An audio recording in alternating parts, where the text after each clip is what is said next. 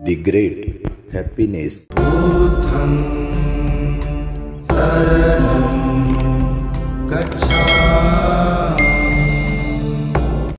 अपने वीडियो में आप देख रहे हो ये धर्मराज जी का स्तूप है, जिसका निर्माण सम्राट अशोक द्वारा किया गया है।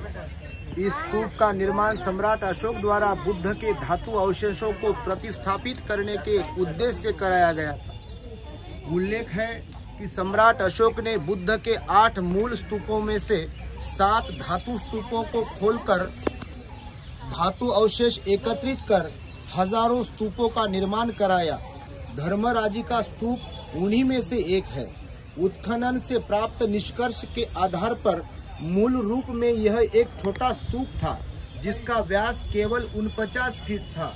परवर्ती काल में 6 विभिन्न चरणों में इसे परिवर्धित किया गया, जिसमें इसकी ऊंचाई में वृद्धि, प्रदक्षिणा पथ का निर्माण तथा बाद में प्रदक्षिणा पथ का मेधी में परिवर्तन और चारों दिशाओं में प्रदक्षिणा पथ के ऊपर चढ़ने के लिए एकाश्म सीढ़ियों का प्रावधान प्रमुख है।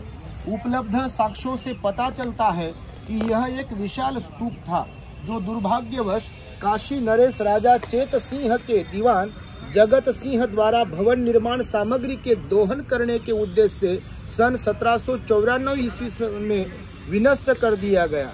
इस दुखद प्रक्रिया में प्रस्तर पेटिका में रखी हरे संगमरमर की धातु मंजूषा भी प्राप्त हुई थी। यह प्रस्तर पेटिका भारतीय संग्रहालय कलकत्ता में सुरक्षित है, किंतु धातु मंजूषा गंगा नदी में फेंक दी गई।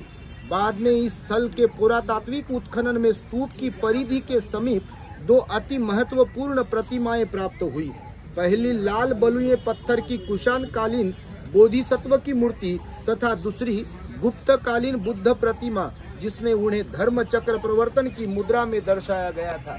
इस प्रकार इस पावन भूमि का महत्व आपको हमारे the great happiness YouTube channel के जरिए बताया जा रहा है। यह वही भूमि है जहां पर अपने भगवान सम्यक संबुद्ध ने बोधि प्राप्ति के बाद आकर पंचवर्गीय श्रावकों को अपना पहला उपदेश दिया था, जिसे बौद्ध साहित्य में धम्म चक्र प्रवर्तन सूत्र इस नाम से भी संबोधित किया जाता है। उसमें भगवान बुद्ध ने सारे विश्व को जागरूक करने के लिए अनित्य, अनात्म और दुख इस सिद्धांत का उपदेश दिया है। भगवान बुद्ध ने 4 आर्य सत्यों का उपदेश भी उसी प्रवचन में दिया था, और आर्य अष्टांगिक मार्ग, जिसे हम मध्यम मार्ग कहते हैं, समझते हैं, वही मध्यम मार्ग दुख मुक्ति के लिए आपको अनुसरण करना पड़ेगा, उसके ऊपर अमल करना पड़ेगा। ऐसा उपदेश भगवान बुद्ध ने इस भूमि में दिया था। आप देख रहे हो उस पार भगवान बुद्ध की कुटिया है। जब भगवान इस सारनाथ भूमि में निवास करते थे, तो यहाँ पर मूलगंध कुटी विहार करके उनका निवास स्थान था। और अभी मैंने आपको जैसे समझाया, ये धम्मराजिक स्तूपा है, और धम्मराजिक स्तूपा भगवान बुद्ध के अस्थियों पर निर्माण किया हुआ स्तूप है।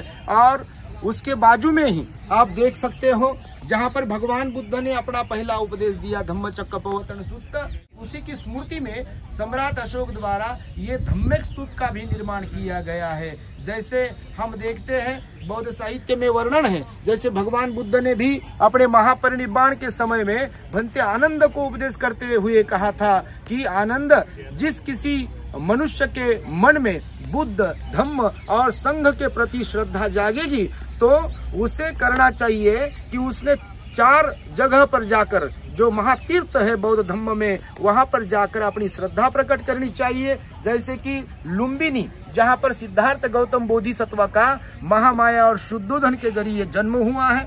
दूसरा महातीर्थ बताया जाता है कि जहां पर सिद्धार्थ गौतम ने बोधि ज्ञान प्राप्त किया, जिसे आज बुद्ध गया या बौद्ध गया कहते हैं। और उसके बाद मतलब ज्ञान प्राप्ति के बाद भगवान ने जहाँ पर पहला उपदेश दिया, जहाँ पर अभी हम खड़े हैं आपके साथ बात कर रहे हैं, उसे सारनाथ की भूमि कहते हैं, ऋषि पतन मृगदाय वन धम्मिक स्तूप। और चौथा जो है महापरिनिर्वाण भूमि, जिसे कुशीनारा कहते हैं। और यह 4 महातीर्थ बौद्ध धम्म में अत्यंत पवित्र है। अपनी श्रद्धा प्रकट करने के लिए भगवान ने अनेक लोगों को उपदेश दिया है, और उसी के माध्यम से हम महाराष्ट्र के कई जगहों से श्रद्धावान उपासकों को लेकर आज इस धम्म सहल में आए हैं। बहुत बार हर बार हम इधर आते हैं, हमारा भी बहुत बड़ा पुण्य है और जो हमारे साथ लोग आते हैं उनका भी बड़ा पुण्य है। और हर किसी ने अपने जीवन में बुद्ध गया दर्शन में आना चाहिए, अपनी श्रद्धा प्रकट करके दान पुण्य, शील पालन और ध्यान करके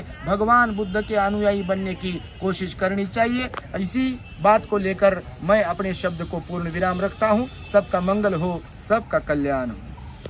The great happiness. बुद्धं शरणं गच्छामि।